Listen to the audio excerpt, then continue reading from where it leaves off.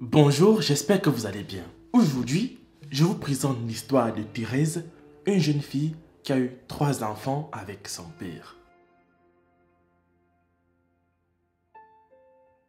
Thérèse est fille unique à ses parents. Son père est un homme très riche qui a passé 30 ans de sa vie à exercer comme morguier. Et elle raconte que lorsque son père travaillait à la morgue, celui-ci a longtemps fait du trafic d'organes et que c'est là la principale source de ses richesses.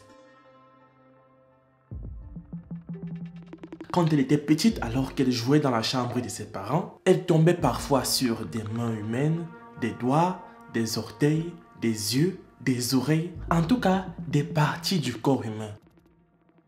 Là, sérieusement, en tant que fille unique, naïve, enfant, Thérèse ne pouvait pas imaginer ce qu'il se passait et on ne peut pas lui en vouloir.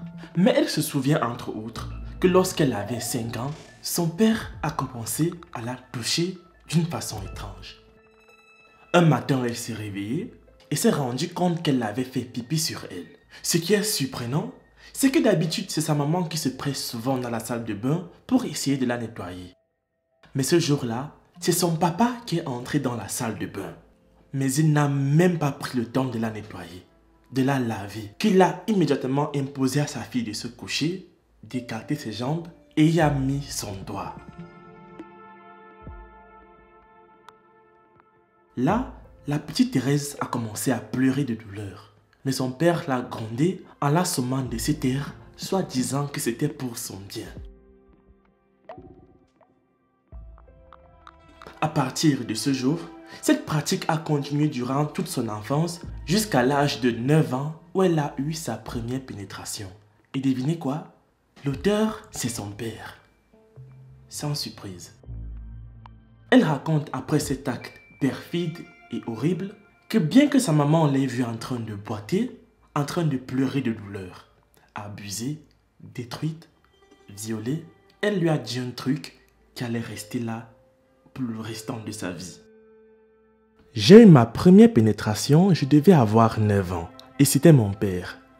Ce soir, ma maman me voit boiter et pleurer de douleur.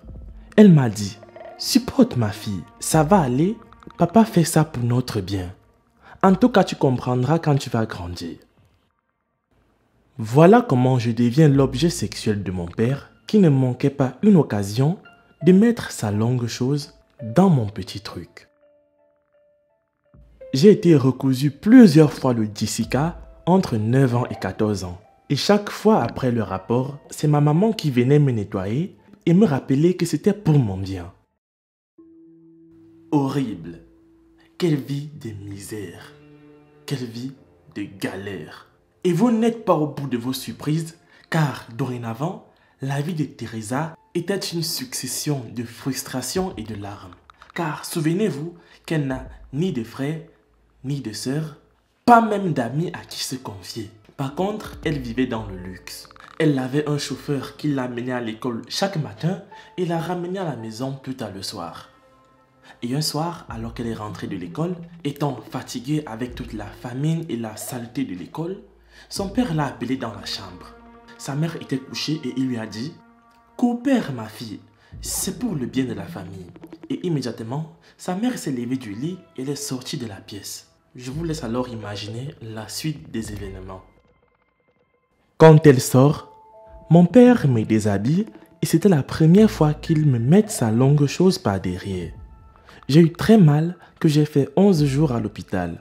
Bref, j'ai grandi comme ça. C'était terrible. Vous ne vous attendiez sûrement pas à ça, j'imagine. Mais une fois de plus, vous n'êtes pas au bout de vos surprises. Car le calvaire, le véritable calvaire de Teresa, va commencer quand elle a eu 17 ans. Elle a eu son premier petit ami, mais celui-ci est mort seulement 21 jours après leur première rencontre, alors qu'il n'avait que 19 ans, sans aucune maladie. Et là, elle s'est dit: non, attends, si c'est comme ça, si l'amour fait mal à ce point, alors je ne me mettrai plus jamais en couple.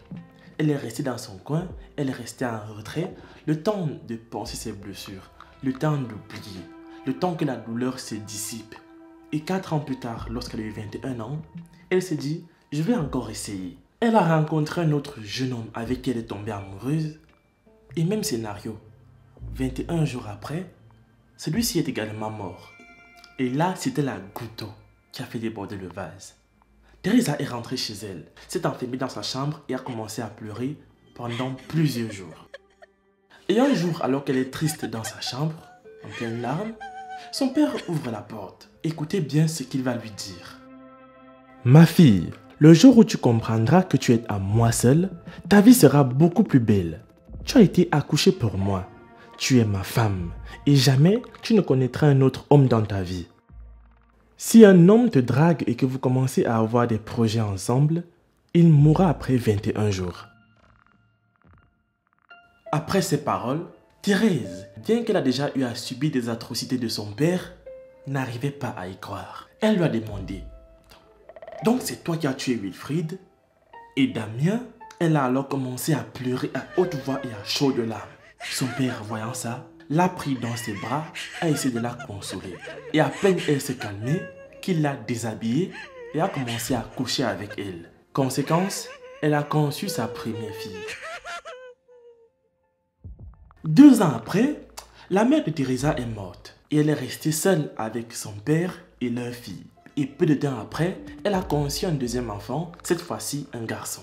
Dorénavant, son père et elle vivaient avec leurs 2 enfants. Mais seuls eux deux le savaient. Donc, tout le quartier l'insultait, ses voisins l'insultaient, sa famille même l'insultait et étaient tous choqués qu'avec toute cette richesse et à 28 ans, tu es une fille avec 2 enfants et tu es toujours dans la maison de tes parents? Comment est-ce que c'est possible? Mais la pauvre cependant, elle ne pouvait le dire à personne. Elle ne pouvait avouer ce secret horrible-là à personne. D'une part, parce qu'elle avait honte, et d'autre part, le pire, c'est que son père lui a dit que le jour où elle va dévoiler ce secret à quiconque, elle va mourir.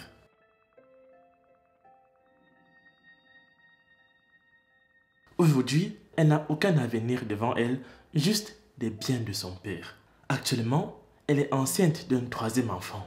Elle a même essayé d'entamer une autre relation avec un homme qui vivait à l'étranger et qui a décidé de venir au pays pour la voir et passer quelques jours de vacances, mais il est également décédé. Comme quoi, il n'y a pas que le poison qui tue les mbenguistes.